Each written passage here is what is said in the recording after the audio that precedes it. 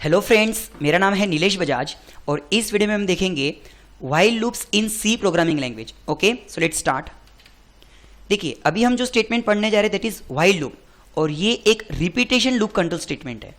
अगर आपने मेरे इसके पहले के वीडियोस देखे होंगे तो उसमें मैंने आपको दिखाया था कि जनरली जब हम सी लैंग्वेज के मेन फंक्शन में कोई भी कोडिंग लिखते हैं, कोई भी स्टेटमेंट लिखते हैं, तो कंपाइलर क्या करता है, कंपाइलर सीक्वेंशियली एक एक स्टेटमेंट को एग्जीक्यूट करके प्रोग्राम क्लोज करता है।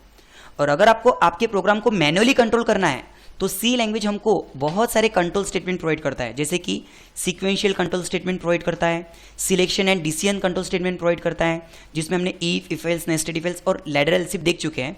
Then repetition loop control statement provide करता है और after that switch case control statement.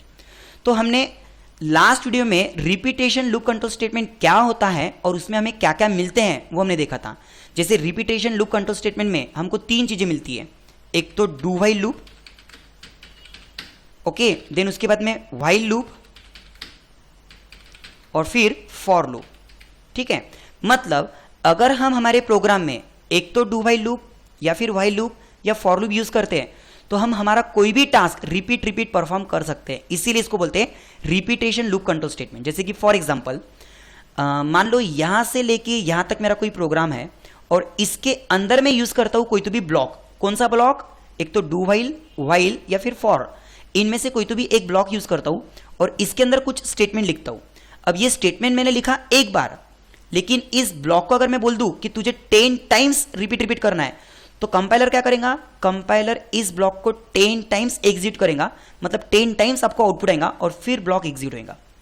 Okay, मतलब हम लिखेंगे एक बार बट कंपाइलर इस ब्लॉक को कितनी बार एग्जीक्यूट करने वाला है, 10 टाइम्स, एंड फिर एग्जीक्यूट करेगा। सो कहने का मतलब अगर मैं डू व्हाइल, व्हाइल या फॉर लूप यूज करता हूं तो उसका मेन पर्पस क्या है कि मुझे कोई तो भी टास्क रिपीट परफॉर्म करना है।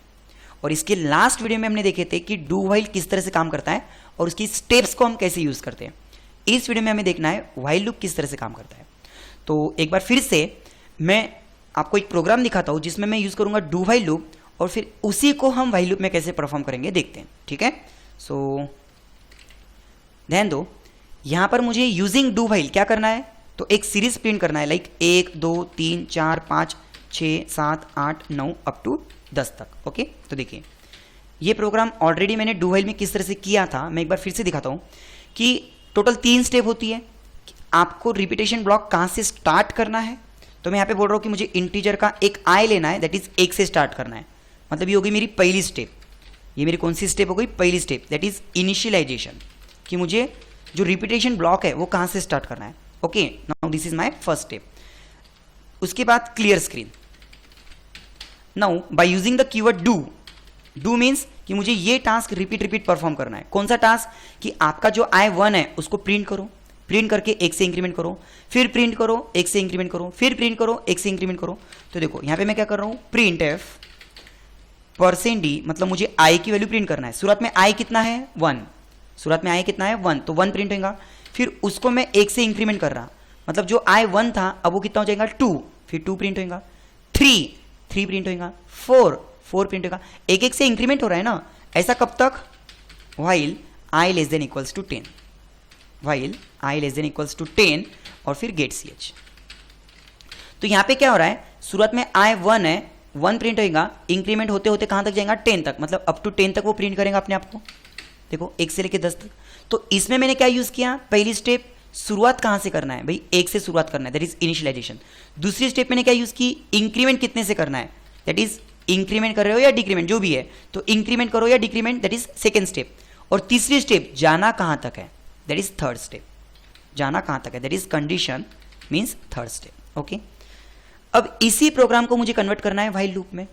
डू व्हाइल में क्या होता था, मैंने आपको जब डू व्हाइल पढ़ाया था उसमें भी बताया था कि डू व्हाइल में एटलीस्ट एक बार तो भी वो प्रोसेस करेगा और फिर जाते जाते कंडीशन चेक करेगा, कंडीशन ट्रू है तो सेकेंड राउंड। कहने का मतलब अगर मैं I की वैल्यू को 1 की जगह पे 1 1 1 भी लिख दूं, 1 की जगह पे 1 1 1 1 भी लिख दूं, तो पहले वो प्रिंट कर देगा, दैट इज 1111, इंक्रीमेंट करके उसको 1112 भी कर देगा, बट फिर कंडीशन चेक करेगा क्या आपके I की वैल्यू 10 से कम है क्या, नहीं, मतलब सेकेंड टाइम राउंड तो नहीं घूमेगा, बट उसने एक बार तो भी प्रोसेस कर दी ना। देखो कुछ इस तरह से एक बार तो भी प्रोसेस कर दी, मतलब डू व्हाइल क्या बोलता, एक बार तो भी प्रोसेस करो और फिर जाते जाते कंडीशन चेक करो। इसीलिए डू व्हाइल का दूसरा नाम हमने क्या रखा था, एग्जिट कंट्रोल लूप। क्या नाम रखा था हमने, एग्जिट कंट्रोल लूप। लेकिन जो काम आपका डू व्हाइल कर रहा बस वही काम हमको व्हाइल से करना है। सिर्फ यहां से डू हटाओ और उसकी जगह पे लिख दो, यहां से मुझे क्या करना है, यहां से मुझे क्या करना है, डू हटाना है और उसकी जगह पे ये व्हाइल ऊपर लिखना है। सिर्फ सेमीकोलन नहीं आएगा। डू व्हाइल लिखते वक्त व्हाइल के बाद में सेमीकोलन आता है, लेकिन अगर मैं सिर्फ व्हाइल लिखूं, while i less than equals to 10, अब यहां पे सेमीकोलन नहीं आएगा और यहां से व्हाइल को हटा दो। तो डू व्हाइल में क्या था, डू और व्हाइल मतलब कंडीशन नीचे थी, अब कंडीशन ऊपर आ गई, मतलब ये कंडीशन मेरी सेकेंड स्टेप हो गई। यहां पे कंडीशन कितनी स्टेप हो गई मेरी, सेकेंड, और इंक्रीमेंट डिक्रीमेंट कितनी स्टेप हो गई, तीसरी स्टेप। ठीक है, ओके।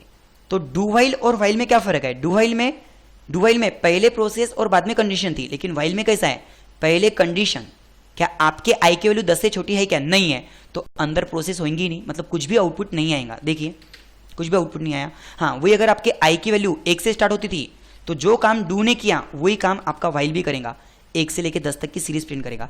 आई कितना है, 1 इज लेस देन 10, यस, चलो उसको प्रिंट करो, इंक्रीमेंट करो, that is 2 is less than 10, yes, 2 को प्रिंट करो, फिर इंक्रीमेंट करो, that is 3 is less than 10, yes, 3 को प्रिंट करो, इंक्रीमेंट करो, इस तरह से। मतलब आउटपुट सेम है, मतलब जो काम आपका डू व्हाइल कर रहा था वही काम आपका व्हाइल लूप कर रहा। फर्क क्या है, डू व्हाइल में बाद में कंडीशन चेक हो रही थी, इसलिए उसका नाम था एग्जिट कंट्रोल लूप, और इसमें पहले कंडीशन चेक हो रही, इसीलिए व्हाइल लूप को बोलते हैं entry control loop. While loop का दूसरा नाम क्या है, एंट्री कंट्रोल लूप, इस तरह से। ठीक है, अब जितने भी वीडियो आपने मेरे डू व्हाइल के देखे होंगे वो सारे के सारे प्रोग्राम्स आप व्हाइल लूप में कर सकते हैं। सिर्फ करना क्या आपको, डू की जगह पे क्या लिखना है, व्हाइल, और यहां पे सेमीकोलन नहीं आना चाहिए। ठीक है, सो एक बार ट्राई करके देखना। अगर फिर भी नहीं समझता है तो आप मुझे कांटेक्ट कर सकते हो, वीडियो के स्टार्टिंग में मैंने मेरा कांटेक्ट नंबर भी डिस्प्ले किया है। ओके, आई होप आपको डू व्हाइल लूप और व्हाइल लूप समझ में आया होगा। Thank you.